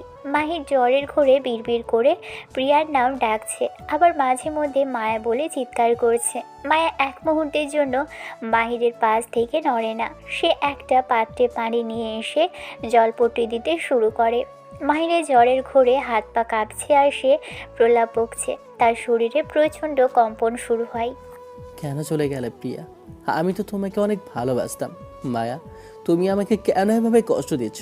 আমাকে ছেড়ে দাও তোমরা সবাই, আমি একা থাকতে চাই। প্রিয়া, তুমি ফিরে আসো। আমি আর নেশা করব না মায়া, আমাকে বাঁচাও মায়া। মায়া মাহিরের মাথায় হাত বুলিয়ে দেয়। তার নিজের চোখ দিয়েও পানি ঝরছে। সে বুঝতে পারছে মাহিরের মনের গভীরের ক্ষতটা কতটা বিশাল। মায়া সারা রাত জেগে মাহিরের সেবা করতে থাকে। সে বারবার পানি পট্টি বদলে দেয় আর মাহিরের কপালে হাত রেখে দোয়া পড়তে থাকে। মাহিরের জ্বরের মাত্রা কমার বদলে আরও বাড়তে থাকে। মায়া ভয়ে কুঁকড়ে যায়। সে মাহিরের মা বাবাকে ডাকার কথা ভাবে, কিন্তু এই রাতে তাদের কষ্ট দিতে চায় না। রাত যখন গভীর হয় মাহিরের কাঁপুনি একটু কমে আসে, কিন্তু গায়ের তাপমাত্রা কমার কোনো লক্ষণ নেই। মায়া কী করবে বুঝতে পারে না। মাহিরের ঠোঁটের সাথে নিজের ঠোঁট চেপে ধরে। এভাবে কতক্ষণ সে চুমু খায় জানে না। সে ঘুমিয়ে পড়ে মাহিরের বুকের উপর। খুব সকালে ঘুম ভাঙে মায়ার। মায়া আলতো করে মাহিরের কপালে হাত রাখে। মাহিরের শরীরের উত্তাপ এখন একদম স্বাভাবিক, জ্বর ছেড়ে গেছে অনেক আগেই। মায়া এক প্রশান্তির হাসি হাসে। সারা রাত সেবা করার ক্লান্তি থাকলেও মাহিরকে সুস্থ দেখে তার সব কষ্ট দূর হয়ে যায়। মাহির তখনও ঘুমোচ্ছে। মায়া ঘর থেকে বের হয়ে আসে। সে জানে মাহির যখন উঠবে তখন তার ক্ষুধা পাবে, তাই সে দ্রুত রান্নাঘরের দিকে যায় মাহিরের জন্য চিকেন স্যুপ বানাতে। মায়া ঘর থেকে যাওয়ার কিছুক্ষণ পর মাহিরের ঘুম ভাঙে। সে চোখের পাতা মেলে ছাদের দিকে তাকিয়ে থাকে। শরীরটা অনেক হালকা লাগছে, কিন্তু গত রাতের স্মৃতিগুলো সব ঝাপসা হয়ে মাথার ভিতর ভিড় করছে।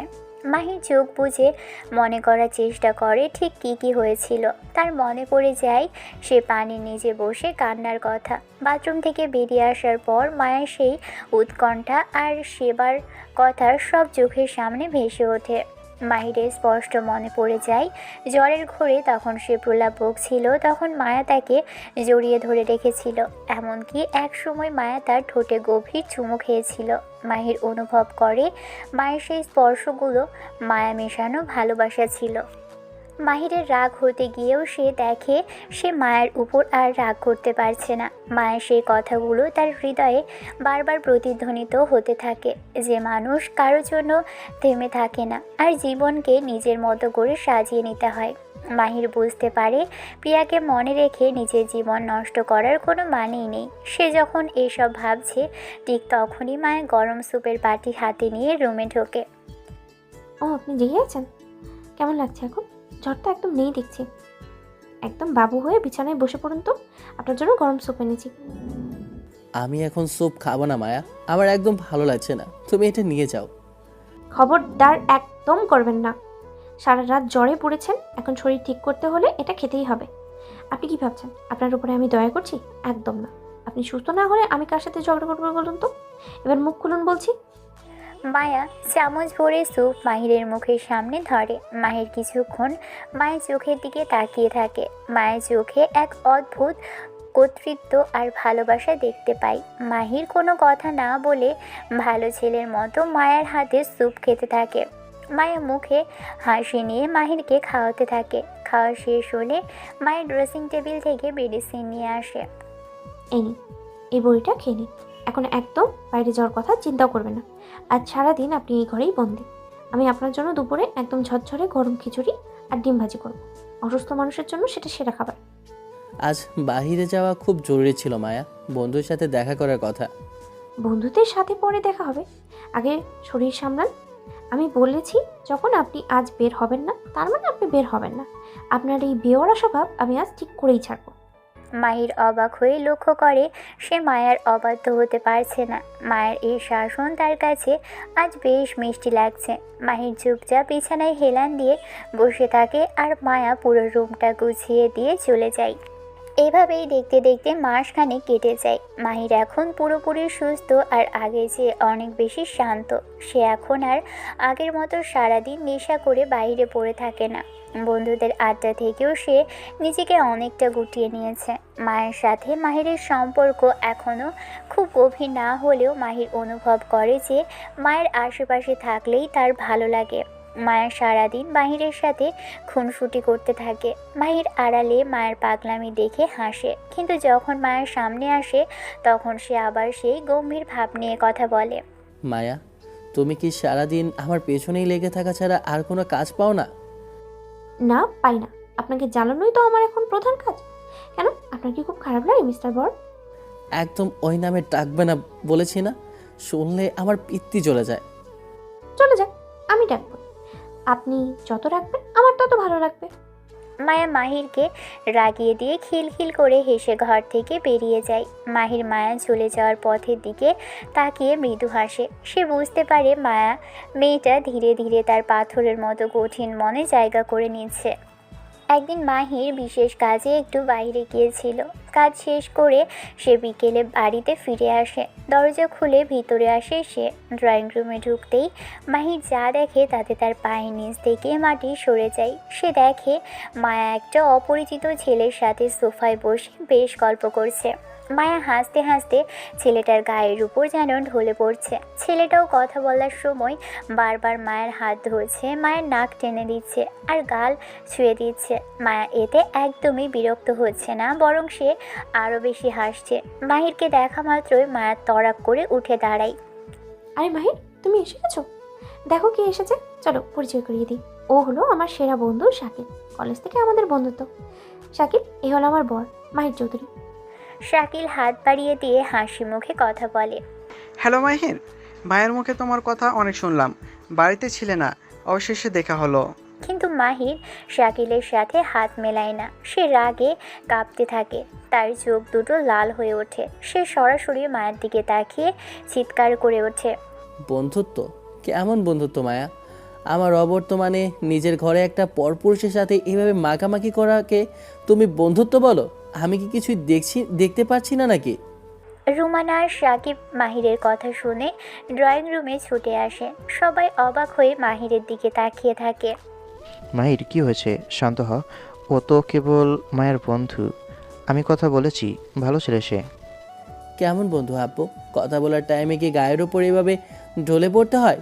আর ছেলেটাই বা কেমন যে বারবার ওর হাত ধরছে, নাক টানছে? লজ্জা করে না আপনাদের? আমি এই বাড়িতে নেই আর এই সুযোগে এসব হচ্ছে? মায়া, তুমি কি ভাবছো আমি এসব সহ্য করব? মাহি, তুমি ভুল বুঝছো। ও তো ছোটবেলা থেকেই এমন, আমার খুব ক্লোজ ফ্রেন্ড। ক্লোজ ফ্রেন্ড মানে এই না যে তুমি সতীপনা ভুলে যাবে। তোমার কি নিজের সম্মানের কোনো দাম নেই? একজন বিবাহিত মেয়ে হয়ে তুমি এভাবে অন্য একটা ছেলের সাথে হাসাহাসি করছো, গাল টিপিয়ে নিচ্ছ। তো তোমাকে তো আমি অনেক ভালো ভেবেছিলাম মায়া, কিন্তু তুমি তো দেখছি পিয়ার চেয়েও এক কাটি ওপরে। চরিত্রহীন মেয়ে একটা, সবাই ধোঁকা দেয় আমাকে। মায়ের মুখটা মুহূর্তেই ফ্যাকাশে হয়ে গেল। মাহিরের এই অপমানজনক কথাগুলো তাকে স্তব্ধ করে দিল। শাকিল পরিস্থিতি সামাল দেওয়ার চেষ্টা করে। দেখুন মাহির, তুমি ভুল বুঝছো, ভাইয়া আর আমার মধ্যে তেমন কিছু নেই, আমরা জাস্ট মজা করছিলাম। আপনি চুপ করুন, এই মুহূর্তে আমার বাড়ি থেকে বেরিয়ে যান। আর কোনোদিন যদি আপনাকে মায়ের আশেপাশে দেখি তবে আপনার হাড়গোড় আমি ভেঙে দেব। বের হন বলছি। আর মায়া, তুমিও এমন করতে পারলে? মাহির শাকিলকে এক প্রকার ধাক্কা দিয়ে ঘর থেকে বের করে দেয়। মায়া কান্নায় ভেঙে পড়ে। মাহির আর কারো দিকে না তাকিয়ে গট গট করে উপরে নিজের রুমে চলে যায়। সে রুমে ঢুকে জোরে দরজা আটকে দিল। ভিতরের আসবাবপত্র ভাঙার শব্দ পাওয়া যায়। মাহির নিজের রুমে সব কিছু তছনছ করতে থাকে। সে বুঝতে পারে না কেন মায়াকে অন্য কারোর সাথে দেখে তার এতটা কষ্ট হচ্ছে। এটা কি তবে ভালোবাসা? মায়ের রুমে দরজার সামনে গিয়ে বারবার ধাক্কা দিতে থাকে। তার চোখের পানি থামছেই না। সে বুঝতে পারে মাহির তাকে পছন্দ করতে শুরু করেছে বলেই এতটা রিয়্যাক্ট করেছে, কিন্তু শাকিলের সাথে তার সম্পর্কটা আসলে বন্ধুত্ব ছিল। মাহির, দরজাটা খোলো প্লিজ। আমি দুঃখিত, আমি বুঝতে পারিনি তুমি এভাবে রিয়েক্ট করবে। মাহির, আমি তোমার কাছে মাফ চাইছি, প্লিজ কথা বলো। মাহির ভিতর থেকে কোনো উত্তর দেয় না। মায়া দরজার ওপাশে বসেই কাঁদতে থাকে আর মাহিরকে শান্ত করার জন্য অনেক কিছু বলতে থাকে। মাহির, তুমি কি জানো, তোমার এই রাগটা দেখে আজ আমার খুব ভালো লাগছে, কারণ আমি বুঝতে পারছি তুমি আমাকে নিয়ে পজিটিভ হচ্ছ। তার মানে তুমি আমাকে একটু হলেও ভালোবাসো। প্লিজ রাগ করো না। শাকিল জাস্ট আমার ভাইয়ের মতো, ও ছোটো থেকেই এমন দুষ্ট। মাহির, কথা বলো, নাহলে কিন্তু আমি অনেক বড় শাস্তি দেবো তোমাকে। বেশ কিছুক্ষণ পার হয়ে যায়, কিন্তু মাহিরের ঘর থেকে কোনো সাড়া শব্দ পাওয়া যায় না। মায়া বুঝতে পারে মাহির খুব বেশি কষ্ট পেয়েছে।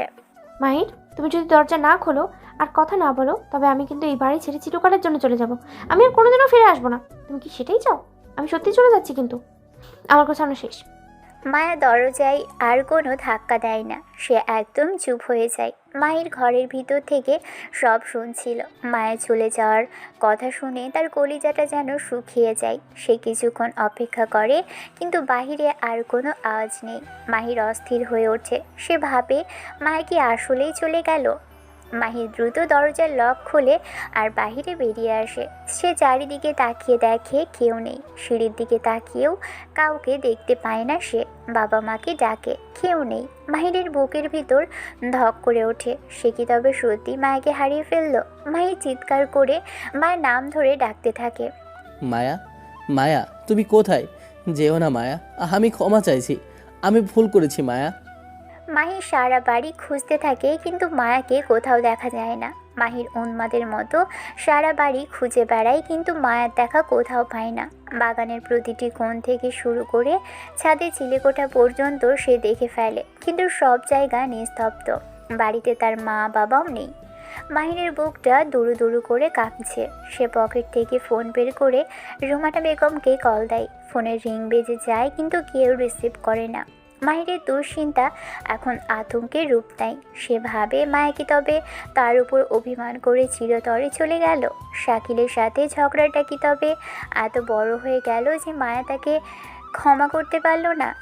বিকেল গড়িয়ে সন্ধ্যা হতে চলে, কিন্তু মাহিরের অস্থিরতা কমার কোনো লক্ষণ নেই। সে ভাবে মায়া কি তবে ওর বাবার বাড়িতে গেছে? মাহির সাথে সাথেই মায়ের বাবাকে কল দেয়, কিন্তু ওপাশেও ফোন রিসিভ হয় না। মাহির আর এক মুহূর্ত দাঁড়ায় না। সে বাইক নিয়ে দ্রুত বের হয় মায়ের বাড়ির উদ্দেশ্যে। সে জোরে বাইক চালাতে থাকে। মায়েদের বাড়ির আঙিনায় পৌঁছতেই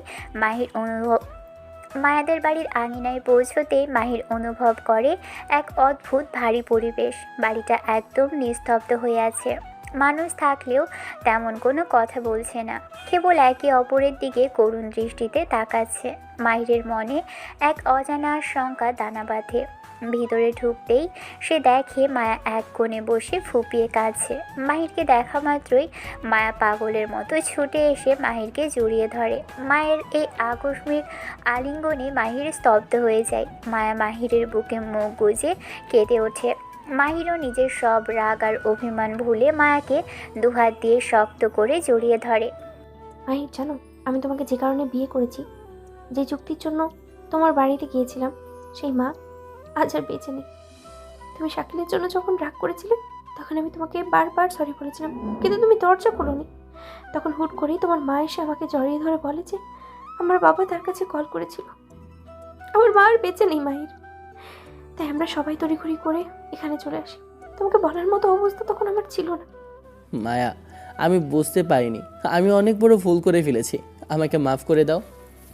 জানো মাহির, মায়ের চিকিৎসা তো তুমি ঠিকই করিয়েছিলে। সেটা হাসপাতাল, সেটা ডক্টর, সব কিছুর ব্যবস্থা করেছিলে, কিন্তু মা আর বাঁচল না। ডক্টর আজ বললো মায়ের আসলে ক্যান্সার হয়েছিল, কিডনি ড্যামেজের কারণে। ডক্টর বললো যদি আরও 2 বছর আগে এনার অপারেশন করা হতো, তবে হয়তো আজ মা ঠিক থাকতো। তুমি আসলে কীভাবে যখন তখন আমার জীবনে এখন না এসে কেন আরও 2 বছর আগে আসলে না মাহির? 2 বছর আগে আমাদের এই চুক্তিটা হলে আজ হয়তো আমার মা বেঁচে থাকতো। আমার মা আমাকে এভাবে ছেড়ে যেত না। মায়ের কান্নায় মাহিরের বুকটা ফেটে যাচ্ছে। মায়া মাহিরের কলার শক্ত করে ধরে যন্ত্রণায় কাতরাতে থাকে। তাই চোখের পানিতে মাহিরের পাঞ্জাবি ভিজে একাকার হয়ে যায়। আজ সবাই আমাকে ছেড়ে যাচ্ছে মাহির। তোমার তো আমার সাথে করা সেই চুক্তিও আজ শেষ হয়ে গেল। চুক্তির যে প্রধান কারণ ছিল, সেই মা আজ আর নেই। এবার তো তুমি আমাকে ছেড়ে দিবে, তাই না মাহির? আমাদের মাঝে তো আর কোনো লেনদেন নেই। তুমি তো কেবল প্রতিশোধ নেওয়ার জন্যই আমাকে বিয়ে করেছিলে। এবার আমাকে মুক্তি দাও মাহির, আমি আর নিতে পারছি না। মাহির নিজেকে আর সামলাতে পারে না। তার 2 চোখ বেয়ে পানি গড়িয়ে পড়ে। সে মায়াকে আলতো করে সরিয়ে নিয়ে মায়ের 2 গালে হাত রাখে। মায়ের চোখ দুটো ফুলে লাল হয়ে আছে। মাহির মায়াকে টেনে বাড়ির এক নির্জন কোণে নিয়ে আসে, যেখানে কেউ নেই। সে মায়াকে আবারও নিজের বুকের মধ্যে টেনে নেয়। মায়া, তুমি পাগলের মতো কী সব বলছো? আমি তোমাকে ভালোবাসলে কি তবে চুক্তির দরকার হয়? শোনো মায়া, আমি তোমাকে ভালোবাসি। আমি সত্যি সত্যিই তোমাকে অনেক ভালোবাসি। তোমার এই সারাদিনের শাসন, তোমার এই অদ্ভুত কেয়ার, তোমার অভিমান আর এই মিষ্টি খুনসুটি সব মিশিয়ে তোমার প্রতি আমার এক গভীর টান তৈরি হয়েছে, যা আমি নিজেও জানতাম না। প্রিয়া আমাকে ছেড়ে চলে গিয়েছে। সে আসলে অনেক ভালো করেছে মায়া। সে না গেলে হয়তো আমি কোনোদিন তোমার মতো এক মায়াবী মেয়েকে আমার জীবনে পেতাম না। আমি তো জানি না তোমাকে আসলে কতটা ভালোবাসা দিতে পারবো। হয়তো তোমার মা বাবার মতো অসীম ভালোবাসা আমার নেই, তবে মায়া, আমি কথা দিয়েছি আমি তোমাকে আমার মতো করে অনেক অনেক বেশি ভালোবাসবো, যা তুমি কল্পনাও করতে পারবে না। মায়ের চোখের পানি মুছে অবাক হয়ে মাহিরের দিকে তাকায়। মাহিরের চোখে আজ কোনো ছলনা নেই, আছে একরাশ সততা। মায়া, তোমার এই আগের চুক্তি শেষ হয়ে গেছে, তাতে আমার কোনো দুঃখ নেই। আমি আজ তোমার সাথে এক নতুন চুক্তি করতে চাই। তুমি কি আমার সাথে আজীবন থাকার চুক্তিতে সই করবে? তুমি কি আমার সাথে জীবনের শেষ দিন পর্যন্ত আমার মায়া হয়ে থাকবে। এই চুক্তিতে কোনো টাকা নেই, কোনো শর্ত নেই, আছে শুধু একে অপরের পাশে থাকার প্রতিশ্রুতি। বলবে কি মায়া, তুমি কি মাহির চৌধুরীর সারা জীবন সঙ্গী হবে?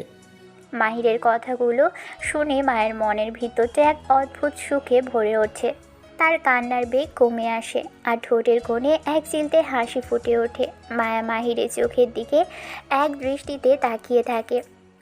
তুমি কি সত্যি বলছো মাহির, নাকি আমাকে শান্ত করার জন্য এসব নাটক করছো? তুমি তো বলেছিলে আমি 2 টাকার মেয়ে, তুমি তো বলেছিলে আমার মতো মেয়েকে তুমি ঘৃণা করো। আমি ভুলছিলাম মায়া, আমি ছিলাম এক অন্ধ মানুষ যে চোখের সামনে হীরা দেখেও কাজ ভেবেছিল।